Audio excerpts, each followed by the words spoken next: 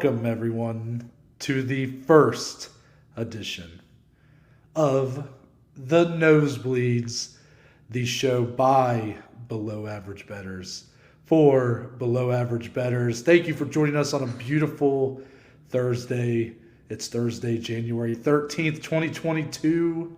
We're here to discuss the betting breakdown for UFC Vegas 46, headlined by Giga Chikadze versus Calvin Kattar. My name's Noah Baker. I'm joined, as always, by Dominic Salee. We're the two guys that do that MMA podcast 3 times a week or 2 times a week, depending on what week it is. Yeah, up there in the corner. But this is, we're really happy that you guys are joining us. This is kind of our next venture here as we try to expand the content on this channel on YouTube. And that's right, this is an exclusive YouTube show. This is where this show will live forever. For the rest of our lives, and then when our kids take over, and and then our grandkids take over, this is where it'll live. Yes. So if you are, well, I guess you're not hearing this if you're on Spotify. True. Back up. Let me back up for a second. If you're listening or watching this right now, go tell your friends that are listening on Spotify to come over to YouTube, subscribe, and that way you never miss a day with your favorite Joes. Dominic, how are you? I'm good, and I just wanted to add a point there. If you're completely new to this channel, you're just finding us for the betting show. As Noah said, we do have a podcast. We've got the catalog here on YouTube, so feel free to subscribe, ring the bell. We got all kinds of episodes. If you like listening to podcasts on other platforms, we're on all the platforms, baby. So welcome to anyone that's new. All of our OGs, you know how we do. But this is very exciting. As Noah said, the next venture, the degenerate gamblers in us are so excited to get going on this. Noah's in Indiana, ready to rock and roll and place all the money down on the table. So it's going to be a good time, man. And I'm just super, super stoked to be doing this alongside you. Yeah, so let's get into a little bit of parameters before we jump right in. Just so everybody, we don't want anybody to, yeah. I get it. Everybody's a little nervous. Whoa, what's this? Why is there the little lines purple and neon green? Why aren't they red and yellow? Yes. No, but we are admittedly very new to this. Yes. This is I'm just literally less than a week. Well, I guess a week when you're watching from moving to the state of Indiana, which is the first time I've lived in a state that has allowed sports betting. Ohio, you are a little behind, but you're coming up. We're getting close shortly. Yeah. So because of that, this is all new to us. We've I would say me and Dominic kind of at the same time have developed a growing interest in the betting side of the sport and really just sports in general. Maybe more so for me, just I've been looking at a lot of different plays for a lot of sports, but I do the MMA podcast, I do the MMA betting, it all falls in line. Right. But this is really going to be episodes like we're going to be honest. I mean, we're probably, if you guys have been like doing this stuff for a long time, you're probably going to look at us like, okay, these guys, like, this is a bit of a passion project. I mean, let's be honest. It's, it's just something, it's our baby. It's something we want to do, but we may sound a little dumb from time to time. And, we're going to learn as we go and get better. But what's most important for you guys to know is it's really going to be tailored, the discussion that is, to the odds, to those betting lines, what the best plays are, things like that. If you were looking for more of the X's and O's, the storyline breakdown of the fights on this card, go check out the podcast episodes. You can watch those on the YouTube channel. We'll have the episode for this very card coming out tomorrow. That'll be Friday, January 14th. You can also listen on Spotify, Apple, anywhere you can find podcasts. So am I missing anything, Dom? I think you covered all of it and then some. Okay. And you guys are going to see how these episodes are laid out, but very much how we do this episode is probably how we're going to be doing it for a while, I'll say. So make sure to leave your thoughts. If you have any constructive criticism for how we might be able to improve this show, we would love to hear it. We're definitely kind of going on the fly for we're testing different things, really trying to see what works and what doesn't, and your feedback would mean a lot. So let's get right into the main event, Moneyline, Dom. Shall we? And for this week, the main event, Giga Chikadze versus Calvin Kattar. Chikadze minus 240, Calvin Kattar plus 200. Now, Dominic, I think the story that maybe we can't really illustrate in words, but we can't illustrate in writing, but we can do it with our words. Right. Is that Calvin Kattar is quietly closing as a, Yes. he is still a decent underdog, and I believe he even said he's the biggest underdog on this card, which is kind of crazy. But with that being said, he was a plus 260 as early as Tuesday night. Yeah. Now plus 200. So when you look at these fight and where these two guys stand, do you think these odds very much kind of match how you evaluate the fight right now? Man, I get it and I don't get it at the same time, right? Because we realize what happened to Calvin in his last fight against Max Holloway, went up against a great boxer, and he quite frankly got manhandled for 5 rounds. It was a record-setting performance for Max, and now he's coming into this fight here after over a year. It will be as a layoff. I think that's something people need to keep in mind coming into this one. And Giga is one of the best strikers, not only in the featherweight division, but in the entire UFC. So, again, if you're trying to compare, X's and O's, apples and oranges, Calvin didn't perform well against the great boxer that's Max Holloway. Well, he's not going to perform well against Giga Chikadze. Plus 200 underdog, there it is. Not to mention, you look at this momentum that Giga Chikadze is riding right now. 7-0 in the UFC. He's a minus 240 favorite over 2-1 odds, which is, again, it is crazy to me. But at the same time, I still feel like there's value there for Calvin Kattar. This is, I think, going to be a very much more closely contested fight than what those odds do say. Especially, again, the biggest underdog on the card, number 5 featherweight in the world, Calvin Kattar.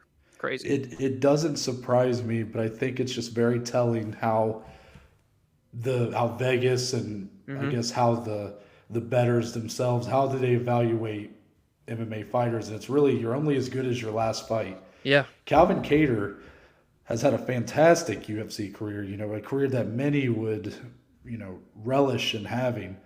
But his last performance on his biggest stage so far, the first ever card on ABC? Yeah, on ABC. Yeah. You're right. Headlining with Max Holloway, who's the former featherweight champion. Max Holloway puts up one of the best performances ever, unfortunately at the expense of Calvin Kattar. 4 10-8 rounds potentially. I mean, it was an ass whooping. Yeah. But if you go besides that, you go just a few months prior, Calvin Kattar headlined with Dan Ige. Kattar looked like a far superior fighter in that fight, even though Ige kind of held in there. But Calvin Kattar's had plenty of great performances. And then you look on the other end, and you got Giga Chikadze, who, you're right, is riding a wave right now. 7-0 in the UFC. 7-0 in the UFC, yeah. Which is very impressive. And, you see the Giga kick, excuse me. Yeah. That's been kind of the talk, and his striking has really been put on a pedestal with some of these last few performances against like Edson Barboza and Cub Swanson, where he hit him in the liver, kicked him in the liver in like a minute. The fight was over. Yeah. I will say, for any of my, I guess, concern with Giga Chikadze, I think a lot of it was answered in that Edson Barboza fight. Yeah. I was a little nervous that he was maybe getting the jetpack strapped to him just a little too soon. But being able to do what he did to Barboza in the fashion he did shows me that this guy's striking is legit one of the best in the division. Yeah. But I do think it's still worth noting that if you go kind of before the Cub Swanson fight, there might have been a fight before that was equally as impressive. But the first half of his UFC career, and even when he debuted on the Contender Series, not the same story. Not at all. Yeah. He is just so much improved, I think is the way I'm going to put it. But a few dull fights. Couple split decisions. He's not, again, you're as good as your last fight. I just think it's worth noting that Giga has not always been this like level above the rest. He was struggling to beat guys that were floundering in the UFC Yep. just a couple years ago. Yeah. So while I think the Barboza fight answered a lot of questions, I also think Calvin Kattar does bring a different sort of aggression that Barboza sort of lacks. And how will Chikadze respond? I think it's very much something that we'll find out. But I do think that the odds should be a little closer, but I also understand where these guys sit today. You know, I tend to think that Chikadze might win this fight, and I feel like that's how the majority opinion is going right now. Right. And just real quick to close it up on the main event, as Noah already said, it was at 1 point plus 260 for Kattar. It has since closed to plus 200. And again, we're recording this on Wednesday night. So by the time you guys are seeing this on Thursday, it could be even closer. And Lord knows what could happen come Saturday. So I'll be curious to see how the lines continue to change throughout the coming days. Yeah, completely agree. Let's move on, Dominic, to our pick'em fight of the week. This is That's the right. fight on the card that is the closest when you go by the odds. And for this Well, week, Can't get it's an closer than that. it's an interesting one as you have both guys at minus 110, literally a pick'em, as Court McGee goes one-on-one with Ramiz Brahimaj. I think more MMA fans might know Court McGee, a veteran, a guy who's been doing it for a long time. But Brahimaj is a bit of an unknown here, Dominic. What do you have for the audience in terms of what they should expect from this fight? Yeah, to me, this is the reason this fight is as close as it is on the betting odds. The experience. That's what it comes down to for me. I mean, we've got a guy in Court McGee who's 20-10 overall, 9-9 in the UFC. He's been there and done that in the promotion. Debuted in June of 2010. Whereas you look at Ramiz, he's 9-3, solid record, 1-1 though in the UFC. Only 2 UFC fights compared to 18. He debuted just in November of 2020. Fought 2 times, obviously since then. But the kicker here, and what leads me to believe this could be a potential big outing for the newcomer against the seasoned veteran. No, he's got 9 wins. All 9 of them are via finish. All 9 are via submission. So this is going to be a very big test for him. Obviously, it's going to be the toughest fighter that he's fought, the most seasoned veteran that he's fought. Court McGee is probably coming into this thinking, okay, young up-and-coming stud, I respect it, but what are you going to show me that I haven't already seen, being that I've been in this thing for literally, it's going to be his 12th year inside of the UFC promotion. But again, being that the odds are this dead even, I think it is because of the experience. I think that's the X factor. Mm-hmm. Yeah, for sure. I think you were probably right on the nose there. Court McGee, he just seems to have always kind of hung around. Like you said, 9-9 in UFC. Hasn't really ever had that moment, I would say. Like, he never really made a splash. Yeah.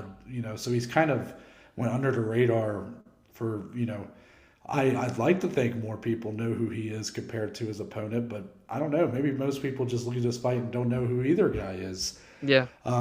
But you're right. It seems like Brahimaj, it's simply, if you went off of how they've looked as of late, for Brahimaj being his 2 fights in the UFC, and you kind of compare that to what Court McGee's done the last couple of years, those odds probably go a little bit more in Ramiz's favor. But I do think that it's a lot of the competition he's fighting is not near what Court McGee even is at this point. So a big test, but kind of a necessary one. And I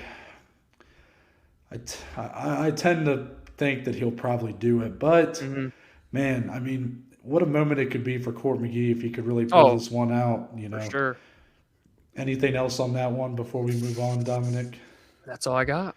All right, let's get into our dog of the week. The dog. This segment, this part of the show, simply going to be me and Dominic. We're going to look at all the underdogs on this card and kind of give who we think is the best play on as far as underdogs go. So, Dominic, do you want to start us out? Well, I mean, Noah, I still have to go back to that main event money line at the top of the show, man, because I still think at plus 200, Calvin Kattar has the type of style that can truly compete and pose a threat to Giga Chikadze. We saw for the first time, well, not really for the first time, but I guess in the most notable way, that when Giga fought Edson Barboza in his last fight, there was a bit of adversity there. There was a bit of tiredness that you saw creep in, but then he was able to tweak it and I think got the finish in the 3rd round.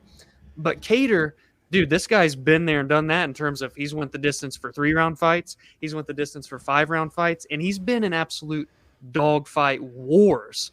So I do think at plus 200, this is still a low-key sleeper that could come out on top, man. He's not just going to lay down for Giga. I look at the matter of, well, I guess I'll kind of explain this when we get into our bets later, so I don't want to get too much into it. But the toughness and grit of Kattar is going to be something that Chikadze simply hasn't seen before.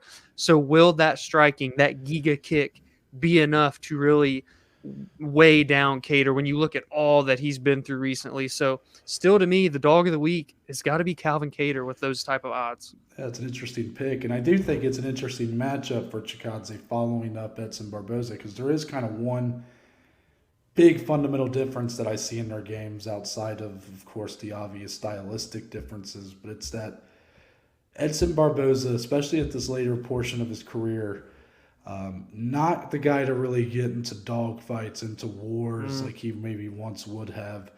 Kind of wilts under pressure a little bit. You saw it when he fought the guys like Justin Gaethje, and then even moving down and then with Giga Chikadze, So Calvin Kattar is not that guy. Even when he was getting destroyed by Max Holloway, he was Kept still coming. moving forward.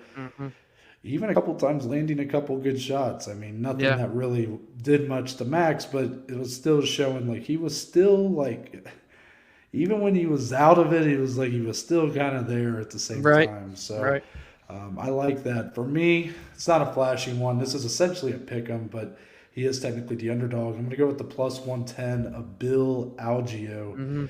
Bill Algeo, 2-2 in the UFC.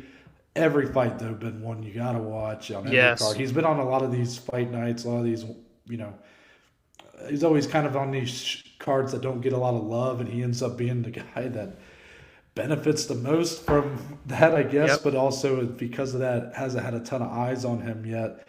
He's going up against the debuting Joe Anderson Brito. He, of course, made his debut on this past season of the Contender Series. My biggest reason for this, I know Brito is very much, there's a reason why he's the favorite here. And, he's looked phenomenal on his way up. But that Contender Series fight did not do it for me like it did for a lot of people. I don't agree with the decision to give him a contract. He committed multiple fouls, and then when one of his fouls made his opponent unable to continue, they basically had to go to a technical decision, which he won. Not the best way to start your UFC career. And to me, regardless of if he had won that fight without the fouls or whatever, I'm just not 100% sure if this guy is ready for the big leagues, if you want to call it that. Yeah.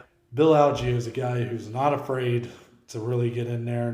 He's not going to be scared of this guy who's making his debut in the company. And for Brito, it's a big opportunity, but I like the experience of Bill Algeo. I like that this guy, even in his losses, he still is like very close. He's always like right there. He could easily be 3-1 or 4-0 right now. So I look for him to make a statement here against the Contender Series alum. I like that, Noah. And finally, last but not least, the below average bet slip. This is where me and Dominic come together and we give our plays of the week. I just want to remind you guys, this is not betting advice. Yes. I said this at the top. We're below average bettors. We're simply here to start the discussion. We want to know what plays you guys are putting into place this week. Make sure to bet responsibly, all that. But and also, I guess I'll throw out here that we are getting all of our odds and all of our bets will be placed through the Caesars Sportsbook. So if that's something that interests you, you can always download that app. They are not a sponsor of those, so that is not a. But if they, if they want to be, they want to be. But that is more of just a free plug, free cloud, if you will. Yeah. But Dominic, give your first play. My first play, Noah. I'm going with the main event, Calvin Kattar versus Giga. I did it. Giga Chikadze. I've got it to go the distance. It's sitting there at plus 150. I think there's a lot of value there when you really break down the resumes of both guys. Calvin Kattar. I'll just go each one at a time here. Calvin Kattar has 5 losses in his career, 4 of those have been via decision, and the one loss that didn't go to the distance was a submission. And obviously, Giga is not going to come in and look to submit Calvin Kattar. And if he does, that's a bet right there in its own self. I don't know if Noah's going to get into that, but yeah. And for on the other side for Giga, he's only got 2 losses. Obviously, he's on this huge tear right now, 7-0 in the UFC. But of those 2, one of them was a decision, and then the other also a submission. So when you flip the roles, well, I don't think Calvin Kattar's going to come out and look to grapple and submit Giga Chikadze. And then I kind of go back to when I was talking on the dog of the week for Calvin, that toughness, that grittiness, that being able to just eat shots and keep marching down. I think he can, wear the damage from Chikadze and really take, Giga to places he's never been before. Take Chikadze to deep waters. And I'm not saying that Kattar is going to necessarily come out with the decision victory, but I think whoever does get their hand raised will be in a hard-fought 5-round, very technical, gritty, drawn out, just striking battle. But again, I don't see a finish coming. Plus 150 main event to go the distance. I'm going to start with the shortest of my odds, or the lowest of my odds. It's a plus 110. It's for Brandon Royval. If you guys watch the podcast, if you listen to the podcast. That's our boy. This one shouldn't come as a surprise. I'm a huge Brandon Royval fan. I think he gets the bounce back here against Rogerio Bontoran. I guess maybe this will be cause for concern for some people. Brandon Royval has 4 UFC fights, and not one of them has went to the distance. Yeah. So because of that, I'm going Royval via finish. It could be KO, TKO, DQ, or submission, but ultimately he gets to win. Plus 110. Bontoran, while being a good fighter, and could definitely, if this fight goes to the ground, if he's able to potentially with his added strength, hold down Royval, it could get a little dicey if it stays there. But I think Royval's got more weapons. I think he's more dangerous, and especially early. And yeah, I guess for Bontoran, maybe worth noting, last fight he came in and missed weight in a bantamweight fight. Yeah. So maybe he's a little too big to be fighting at flyweight nowadays. Might be gutting himself a little bit to even get down to that weight. Could really test the chin out there. And yeah, Brandon Royval gets back on track. I like that. I'll go ahead and transition into my second one because I know you got 2. Yep. This is going to be the same kind of play via finish. So KO, TKO, DQ, or submission. But I'm going Joseph Holmes. This is a guy making his UFC debut, coming off of a win on the Contender Series where he did not get awarded a contract, and dare I say, travesty. Yeah. But the Dana did give him a fight, I believe, at Fury FC, and he did get a nice win there. So now he gets this fight here with Jamie Pickett, another Contender Series alum. But I got Joseph Holmes to get that win via finish at a plus 150 odds. Jamie Pickett has kind of just hung around. He's I think he's got a couple wins in the UFC, but he is kind of scratching and clawing and clinching his way to victories at this point. I mean, he's really hanging on by a thread. And Joseph Holmes, being as explosive as he is, 7-1, all 7 wins via finish.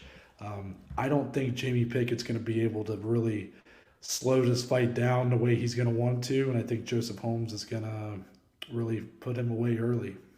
I like that, Noah. The debutant making the below average bet slip. I like it. So my second one, I only had 2 plays here. This one is Katlyn Chookagian to win via decision. It's minus 120, so no plus money on this one here. But, you look at her resume, and she's just known as that point, not even necessarily a point fighter, but just that decision heavy fighter. She's got 16 Dominic, wins. I feel like such a high percentage of fights in this division and the women's divisions go to decisions. I mean, truthfully, pretty much every week you could find some close to plus money by betting women's fights to go to decision. You just have to pick a winner. So I think it's a smart bet a lot of times because over 50% of women's fights go to decision.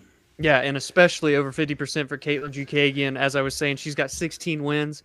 13 of them have came by way of decision. Fun fact, Noah, all 9 of them in the UFC have came by way of finish. If she wins this fight against Jennifer Maia, who is her opponent, the number 4 ranked flyweight, If Caitlin Chikadze wins via decision, she will be the first UFC fighter to reach 10 wins in the promotion and not have one single finish, but have every single one of them via decision. So do with that what you will. On the other side, Jennifer Maia, 5 of her 7 losses have come by way of decision, including a loss to Caitlin Chikadze in November of 2019. Remember, people, this is a rematch that we are not very far removed from, and I just haven't seen the improvements in Jennifer Maia's game to tell me she can defeat Caitlin Chikadze. Caitlin has the longer reach, the better striking. Maia's a great jiu-jitsu practitioner, don't get me wrong there, but when we come down to the wrestling and the grappling as a whole, I still feel like Chikadze holds the advantage. So really, she just kind of checks all the boxes for me in this one. Of course, holding a win over Maia already says a lot as well. Caitlin Chikadze by decision, -120. Well said. And who knows, maybe with that win, Chikadze might be knocking on the door for another title shot here soon. Damn straight. For me, my last one here, I did do 3 for this week. I'm going with heavyweights, and this is a risky one. You had to, right? It's risky because even though I really like this play, obviously, man, these heavyweight fights on fight nights, the UFC loves just putting the worst matchups on these fight nights. And they just sneak them in. Dare I say, what's the fight I always point to? Oh, crap. We can't forget it at this moment. Yorgan De Castro versus Carlos Felipe. Carlos Felipe. That's your favorite fight ever. That's what this fight could be. Yeah. So it's a risky play, but I'm going with Chase Sherman versus Jake Collier to go under 2.5 rounds. That's +150. Basically, this fight just has to go to a finish at some point. Yeah. And then you get the plus money. I mean, it's too good to pass up, in my opinion. I definitely, when I'm placing this, I'm kind of in mind thinking Chase Sherman's going to win. Yeah. Most of his wins come via early knockout. He does have a lot of power. Jake Collier's had a weird career. He, I believe, made his debut in the UFC at middleweight. Then he's gone up to light heavyweight, and now he's at heavyweight. And he's got a lot of extra skin on him, but he's also he's not the biggest guy in the world, you know. He's undersized for heavyweight, but also big guy, you know. Yeah. So I don't know if he'll be able to really hang with the power of Chase Sherman, and I look for this fight to hopefully end pretty quickly. If it goes long, I'm a little nervous. Yeah, Noah's going to be biting his nails. I see that 2-minute mark into the 3rd round, and he's like, oh, shit, we got 30 seconds left, boys. But I like that, man. Yeah, cool. So that's going to wrap it up for the debut edition of the Nosebleeds. Let us know what plays you guys are placing this week. Any parlays out there? Something we may look into down the road. That's where we started, Dominic. We're going to have to sprinkle them in. Our roots are in parlays. So, Yes. we may have to sprinkle one in from time to time. But let us know what you guys are placing this week. Again, appreciate you guys taking the time to listen to this debut episode. Let us know any improvements that should be made, anything you liked, anything you want to see stick around. And we also will be amiss if we didn't plug our podcast. Again, you can check out the episode about this very card along with the 18 fight announcements that we have to talk about. Yeah, we're going to have a lot of fun with that. You can check that out on YouTube or on any audio platform tomorrow. That's Friday, January 14th. And we also do episodes every Monday and Friday with an occasional Wednesday episode sprinkled in there. Dominic, send us out. Send us out, ladies and gentlemen. You can find myself on Twitter, on Instagram, at DSlee14. You can also follow us and our podcast collectively on Twitter and Instagram at BAJ_MMA podcast. You can find me on Twitter and Instagram at ntbaker_. Link in my bio will take you to a link tree. Gives you a list of links to all the platforms that the podcast is on. And now this show, along with social media platforms. So that includes... It's not limited to, though. No. Are we lying to the newcomers? No. The Twitter, the Instagram, the YouTube channel, and Spotify, Google, and Apple Podcasts. It's all on there. And there's a couple links for today's sponsor, Anchor. Although I guess they technically don't sponsor this show. Yeah, for the podcast. First one, leaving a voice message. That's something that you guys can do if you want to have your plays featured on the show, your bet slip. Make sure to leave up to 60 seconds your thoughts about the card, any bets that you'll be placing, anything you have in mind. What plays do you think are stinkers? Which ones are snakes in the grass? Yeah. So let us know all that. Also, a link on there if you want to become a supporter of the podcast. Any and all support is appreciated. But that's it. We're out, and we'll see y'all next Thursday.